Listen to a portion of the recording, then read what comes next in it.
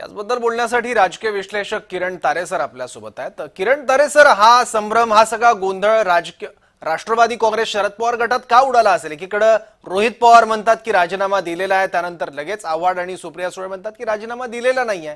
हा विसंवाद का पक्षांतर्गतच?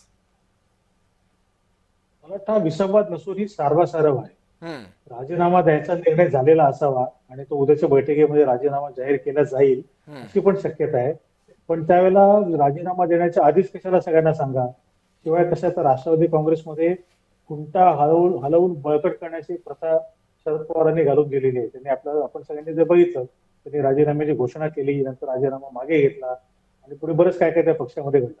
त्यामुळे असा पण एक प्रकार असू शकतो की राजीनामा देण्याची घोषणा करण्याऐवजी बातमी उडवायची, त्या बातमीवर रिॲक्शन घ्यायच्या आणि आपल्याला पाठिंबा देणारे कोण कोण आहे पक्षामध्ये याची चाचपणी करायची आणि आपलं स्थान बळकट करून घ्यायचं. मीन व्हाईल भाजपच्या प्रवेशासंदर्भामध्ये काहीतरी वावड्या उठवायच्या, चर्चा सुरू करायच्या, कुठे दगड लागतोय याचं टेस्टिंग करायचं आणि मग त्यानुसार निर्णय घ्यायचा, अशी स्ट्रॅटेजी असावी.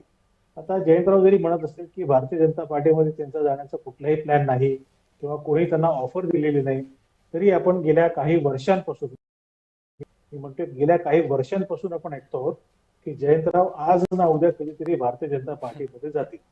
त्या गोष्टीला सवय पुरावा देण्याचं आपल्याकडे काही कारण नाही, कारण असं गोष्टी कोणी स्पष्टपणे सांगत नसतं. मात्र सांगलीमधनं ज्या चर्चा आपल्या कानावर येत आहेत त्यानुसार जयंतरावांनी भाजपमध्ये जाण्याची तयारी दाखवली होती, पण त्यांची अट अशी होती की भाजपमध्ये गेल्यानंतर त्यांना तातडीने मंत्रिपद मिळायला हवं. ते भाजपने नाकारलं. भाजप असं म्हणाले त्यांना की तुम्ही पक्षामध्ये या, काही दिवस वाट बघा आणि त्यानंतर मंत्रिपद दिलं जाईल. या कारणावरनं सगळं फिसकटलेलं आहे अशी माझी माहिती आहे.